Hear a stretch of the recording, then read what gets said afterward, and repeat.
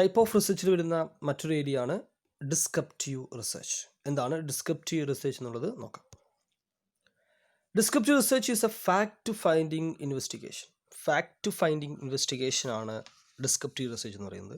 Almost നമ്മളൊക്കെ ചെയ്യുന്ന സ്റ്റുഡൻസൊക്കെ ചെയ്യുന്ന റിസർച്ചുകൾ ബേസിക്കലി ഡിസ്ക്രിപ്റ്റീവ് റിസർച്ചുകളാണ്. സോ ഫാക്ട് ഫൈൻഡിങ്, ഫാക്റ്റ് കണ്ടുപിടിക്കുക എന്നുള്ളതാണ് ഇതിൻ്റെ മെയിൻ ആയിട്ടുള്ള purpose. It is a simplest type of research. ഏറ്റവും സിമ്പിളായിട്ട് ചെയ്യാൻ പറ്റുന്ന റിസർച്ചുകളാണ് ഡിസ്ക്രിപ്റ്റീവ് റിസർച്ച്. അതുകൊണ്ട് നമ്മൾ സാധാരണ ഞാൻ പറഞ്ഞു സ്റ്റുഡൻസ് ഒക്കെ ചെയ്യുന്നത് ഈ ടൈപ്പ് ഓഫ് റിസർച്ചാണ്. ഇപ്പോൾ നെക്സ്റ്റ് ഇയറിൽ നിങ്ങൾ പ്രൊജക്റ്റ് ചെയ്യും. നിങ്ങളുടെ BCom 6th സെമസ്റ്ററിൽ നിങ്ങൾക്ക് ഒരു പ്രൊജക്റ്റ് എന്ന് പറയുന്ന ഒരു ഏരിയ ഉണ്ട്, പ്രാക്ടിക്കൽ ഏരിയ ആണ്. സോ അതിൽ നിങ്ങൾ സാധാരണ ചെയ്യുക ഈ നമ്മൾ പഠിക്കുന്ന ഈ ഏരിയാസൊക്കെ വെച്ചിട്ടാണ് നിങ്ങൾ റിസർച്ച് ചെയ്യുക. അപ്പോൾ നിങ്ങളുടെ ഏത് റിസർച്ചാണ് എന്ന് ചോദിച്ചാൽ, ഏത് മെത്തഡോളജിയാണ് നിങ്ങൾ അഡോപ്റ്റ് ചെയ്യുന്നത് ചോദിച്ചു കഴിഞ്ഞാൽ അത് ഡിസ്ക്രിപ്റ്റീവ് റിസർച്ച് ആയിരിക്കും. കാരണം അത് സിമ്പിളായിട്ട് ചെയ്യാൻ പറ്റുന്ന, അധികം കോംപ്ലിക്കേഷൻ ഇല്ലാത്ത ഏരിയാസാണ് ഡിസ്ക്രിപ്റ്റീവ് സ്റ്റഡികൾ നടത്തുന്നത്. Descriptive studies designed to gather descriptive information. Descriptive information കണ്ടുപിടിക്കുക, ഒരു കാര്യത്തെക്കുറിച്ച് ഡിസ്ക്രൈബ് ചെയ്യുക, ഒരു പ്രോബ്ലം കണ്ടുപിടിക്കുക, അതിനെക്കുറിച്ച് നമ്മൾ കൂടുതൽ കാര്യങ്ങൾ കണ്ടുപിടിക്കുന്നു, അതിൻ്റെ റീസൺസ് കണ്ടുപിടിക്കുന്നു, അത് നമ്മൾ ഡിസ്ക്രൈബ് ചെയ്യുക. അപ്പോൾ ഡിസ്ക്രിപ്റ്റീവ് ഇൻഫർമേഷൻ ഗ്യാദർ ചെയ്യാനാണ് ഡിസ്ക്രിപ്റ്റീവ് സ്റ്റഡി നടത്തുന്നത്. It provides information for formulating complex studies. പുതിയ തിയറീസ് അല്ലെങ്കിൽ പുതിയ കോംപ്ലക്സ് സ്റ്റഡീസ് ഫോർമുലേറ്റ് ചെയ്യാൻ ഇത് ഇൻഫർമേഷൻസ് യൂസ് ചെയ്യാറുണ്ട്. So descriptive research include survey and fact finding enquiries of different kinds. Survey method അല്ലെങ്കിൽ മറ്റേതെങ്കിലും മെത്തേഡ് യൂസ് ചെയ്തിട്ടാണ് സാധാരണ ഡിസ്ക്രിപ്റ്റീവ് റിസർച്ച് സ്റ്റഡീസ് നടത്താറുള്ളത്. It describe the state of affairs at it exist at present. നിലവിൽ ഇപ്പോൾ ഉള്ള present ആയിട്ടുള്ള ഒരു പ്രോബ്ലത്തെ കുറിച്ചിട്ട്, ഒരു ഫെനോമിനെ കുറിച്ചിട്ട് ഡിസ്ക്രൈബ് ചെയ്യുക എന്നുള്ളതാണ് ഇതിൽ ചെയ്യുന്നത്. അപ്പോൾ വേറെ ഒന്നുമില്ല, ഒരു പ്രോബ്ലം കണ്ടുപിടിക്കുന്നു, അതിനെക്കുറിച്ച് നമ്മൾ പഠിക്കുന്നു, അതിനെ ഡിസ്ക്രൈബ് ചെയ്ത് നമ്മൾ അതിൻ്റെ ആൻസേഴ്സ് പറയുന്നു. ഇതാണ് എന്ത് ഡിസ്ക്രിപ്റ്റീവ് റിസർച്ച് എന്ന് പറയുന്നത്. The research has no control over the variables. മറ്റൊരു ഇമ്പോർട്ടൻറ്റ് ഫീച്ചറാണ് ഡിസ്ക്രിപ്റ്റീവ് റിസർച്ചിൻ്റെ. റിസർച്ചർക്ക് വേരിയബിളിൻ്റെ മുകളിൽ കൺട്രോൾ ഒരിക്കലും ഉണ്ടാവില്ല. നമുക്ക് കൺട്രോൾ ചെയ്യാൻ പറ്റില്ല ഒരിക്കലും. നമ്മൾ പഠിക്കുന്ന വേരിയബിൾസ് നമുക്ക് കൺട്രോൾ ചെയ്യാൻ പറ്റില്ല. അപ്പോൾ ഡിസ്ക്രിപ്റ്റീവ് റിസർച്ചിൽ variable are uncontrollable. He can only report what has happened or what is happening. എന്ത് ചെയ്യാൻ മാത്രമുള്ള റിസർച്ചർക്ക് ഈ വേരിയബിളിൽ വരുന്ന ചേഞ്ചസ് എങ്ങനെയാണ്, എന്താണ് ചേഞ്ച് വരുന്നത്, അല്ലെങ്കിൽ എന്തൊക്കെയാണ് ഇപ്പോൾ നടന്നുകൊണ്ടിരിക്കുന്ന കാര്യങ്ങൾ നമുക്ക് ഡിസ്ക്രൈബ് ചെയ്യാൻ പറ്റുന്നതാണ് ഡിസ്ക്രിപ്റ്റീവ് റിസർച്ച് എന്ന് പറയുന്നത്. So it is a fact find investigation, ഒരു simplest type of investigation. Okay, ഏറ്റവും സിമ്പിളായിട്ട് യൂസ് ചെയ്യുന്ന ഒരു റിസർച്ച് മെത്തഡാണ് descriptive research. The data needed for the study are collected through observation, interview and mailed questionnaire. Descriptive study നടത്താൻ വേണ്ടിയിട്ടുള്ള data, നമുക്ക് primary data അല്ലെങ്കിൽ മറ്റുള്ള ഡാറ്റാസൊക്കെ ആവശ്യമാണ്. ഡിസ്ക്രിപ്റ്റീവ് സ്റ്റഡിയിൽ സാധാരണ ഡാറ്റ കളക്ട് ചെയ്യുന്നത് ഒബ്സർവേഷനിലൂടെ അല്ലെങ്കിൽ ഇൻ്റർവ്യൂ, ഡയറക്റ്റ് പോയിട്ട് ചോദ്യങ്ങൾ ചോദിക്കുന്നു, ആൻസർ കണ്ടുപിടിക്കുന്നു. ദെൻ മെയിൽഡ് ക്വസ്റ്റ്യനെയർ അല്ലെങ്കിൽ ടെലിഫോൺ ആവാം. ഇതിലൂടെയൊക്കെയാണ് സാധാരണയായിട്ട് ഡിസ്ക്രിപ്റ്റീവ് റിസർച്ചിന് വേണ്ടിയിട്ടുള്ള ഡാറ്റ കളക്ട് ചെയ്യുന്നത്. It does not deals with the testing of hypothesis or propositions. Testing of hypothesis ഒന്നും എന്തിൽ ചെയ്യില്ല, ഡിസ്ക്രിപ്റ്റീവ് റിസർച്ചിൽ സാധാരണ ചെയ്യില്ല. ഓക്കെ, എന്തുമാത്രം ചെയ്യുള്ളൂ, പ്രോബ്ലത്തെക്കുറിച്ച് പഠിക്കുക. മറ്റേതെങ്കിലും സ്റ്റാറ്റിസ്റ്റിക്കൽ മെത്തേഡ്, മീൻ, മീഡിയൻ, മോഡ്, SD അങ്ങനെയുള്ള കാര്യങ്ങളാവാം, ഗ്രാഫുകളാവാം, ടേബിൾസ് ആവാം, പേഴ്സൻറ്റേജ് അനാലിസിസ് ആവാം. അതുപോലെ പല മെത്തേഡ്സ് യൂസ് ചെയ്തുകൊണ്ടാണ് ഡിസ്ക്രിപ്റ്റീവ് സ്റ്റഡിയിലെ പ്രോബ്ലത്തെക്കുറിച്ച് നമ്മൾ ഡിസ്ക്രൈബ് ചെയ്യാം. അപ്പോൾ ടെസ്റ്റിംഗ് ഓഫ് ഹൈപ്പോസിസിലൂടെ നമ്മളൊന്നും കണ്ടുപിടിക്കില്ല. ടെസ്റ്റിംഗ് ചെയ്യണമെങ്കിൽ അത് എന്ത് ചെയ്യണം, നമ്മൾ ഒരുപാട് അസംഷൻസ് ഒക്കെ വെക്കണം. അപ്പം അത് അത്രത്തോളം കോംപ്ലക്സ് ഇതിലില്ല, ഡിസ്ക്രിപ്റ്റീവ് റിസർച്ചിലില്ല. Then any research which is used to describe the characteristics of data is termed as descriptive or statistical research.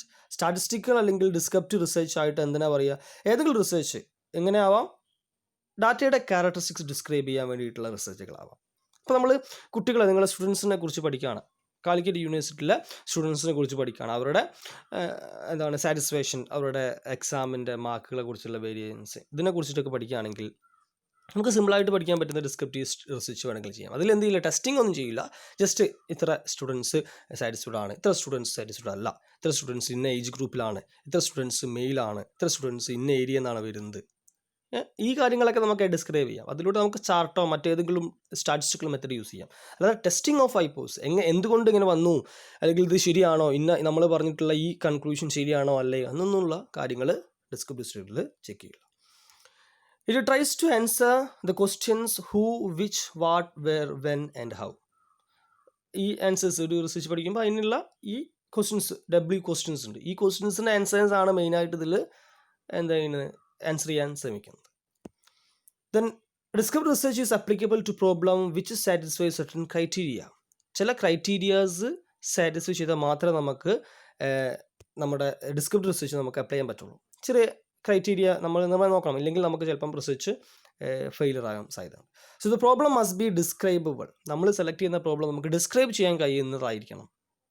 Okay, നമുക്ക് വേർഡ്സിലൂടെ അല്ലെങ്കിൽ മറ്റുള്ള മെത്തേഡ്സിലൂടെ ഡിസ്ക്രൈബ് ചെയ്ത് പറയാൻ പറ്റുന്ന പ്രോബ്ലം ആയിരിക്കണം. ഇപ്പം മാത്തമെറ്റിക്സിൽ പറയുന്ന ഒരു പ്രോബ്ലത്തെ കുറിച്ചിട്ട് നമുക്ക് ഒരിക്കലും എന്ത് പറ്റില്ല, ഡിസ്ക്രിപ്റ്റീവ് സ്റ്റഡി നടത്താൻ പറ്റില്ല. നമുക്ക് ഡിസ്ക്രൈബ് ചെയ്യേണ്ട കാര്യം ഇന്നതാണ് പ്രോബ്ലം, ഇന്നതാണ് ഇതിൻ്റെ റീസൺ എന്നുള്ള കാര്യം ഡിസ്ക്രൈബ് ചെയ്യാൻ പറ്റില്ലെങ്കിൽ നമുക്ക് ബേസിക് നമ്മൾ ഡിസ്ക്രിപ്റ്റീവ് റിസർച്ച് ചെയ്യാൻ പറ്റില്ല. Then the data should be amenable for reliability and significance. Reliable ആയിട്ടുള്ള സിഗ്നിഫിക്കൻസ് ആയിട്ടുള്ള ഡാറ്റ ആയിരിക്കണം. Then it is possible to develop valid standard of comparison. നമുക്ക് കമ്പയർ ചെയ്യാൻ പറ്റും, സ്റ്റാൻഡേർഡ് ആയിട്ടുള്ള കമ്പാരിസൺ നടത്താൻ പറ്റുന്ന രീതിയിൽ ആയിരിക്കണം അത് ഡെവലപ്പ് ചെയ്യാൻ, അതിനുള്ള പോസിബിലിറ്റി വേണം. It should provide itself to verifiable procedure of collection and analysis of data.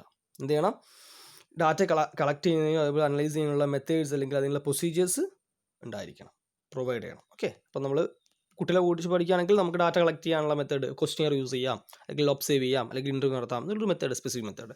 Data എങ്ങനെ അനലൈസ് ചെയ്യും, ചാർട്ട്, ടേബിൾസ്, പെർസെൻറ്റേജ് അനാലിസുകൾ, മീൻ, മീഡിയൻ, ഇതിലൂടെ നമുക്ക് അനലൈസ് ചെയ്യാം. അപ്പോൾ അങ്ങനെയുള്ളൊരു വെരിഫയബിൾ ആയിട്ടുള്ള പ്രൊസീജിയർ അതിന് വേണമെന്നുള്ളതാണ്. ഈ കാര്യങ്ങളൊക്കെ ഉണ്ടെങ്കിൽ നമുക്ക് എന്ത് ചെയ്യാം, ഡിസ്ക്രിപ്റ്റീവ് റിസർച്ച് നടത്താം.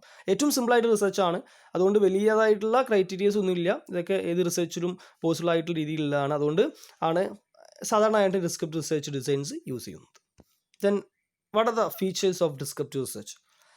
Descriptive research is a quantitative research method that attempt to collect quantifiable information to be used for statistical analysis of the population or sample. അതുകൊണ്ടുള്ളത് ഒരു ക്വാണ്ടിറ്റേറ്റീവ് റിസർച്ച് മെത്തേഡാണ്. എന്താ ചെയ്യുന്നത്, ക്വാണ്ടിഫയബിൾ ഇൻഫർമേഷൻസ് ആണ് കളക്ട് ചെയ്യുന്നത്. Then എന്തിനു വേണ്ടിയിട്ട്, statistical analysis of the population or sample. Okay, പോപ്പുലേഷനും സാമ്പിളിനെ കുറിച്ചിട്ട് നമ്മൾ സ്റ്റാറ്റിസ്റ്റിക്കൽ മെത്തേഡിലൂടെ അനലൈസ് ചെയ്യുക എന്നുള്ളതാണ് ഡിസ്ക്രിപ്റ്റീവ് സ്റ്റഡിയിൽ നടത്തുന്നത്. ഇതിലൂടെ നമ്മൾ ഡിസ്ക്രൈബ് ചെയ്യാം. It give either A quantitative qualitative or both. Quantitative ആവാം, ക്വാളിറ്റേറ്റീവ് ആവാം. ക്വാണ്ടിറ്റേറ്റീവ് മാത്രമാണെന്ന് നിർബന്ധമില്ല കേട്ടോ. ക്വാളിറ്റേറ്റീവ് ആയിട്ടുള്ള ഡാറ്റയും തിയറീസ് വെച്ചിട്ട് നമുക്ക് എക്സ്പ്ലെയിൻ ചെയ്യാൻ പറ്റുന്നത്. Or both. Or description of the general characteristics of the group or case study under study. നമ്മൾ പഠിക്കുന്ന കാര്യത്തെക്കുറിച്ചിട്ട് ജനറൽ ഡിസ്ക്രിപ്ഷൻ കൊടുക്കുക, അതിനുള്ള ജനറൽ ക്യാരക്ടറിസ്റ്റിക്സ് കൊടുക്കുക എന്നുള്ളതാണ് ഇതിൽ ചെയ്യുന്നത്. നമ്മൾ പറഞ്ഞു കഴിഞ്ഞ കാര്യമാണ്.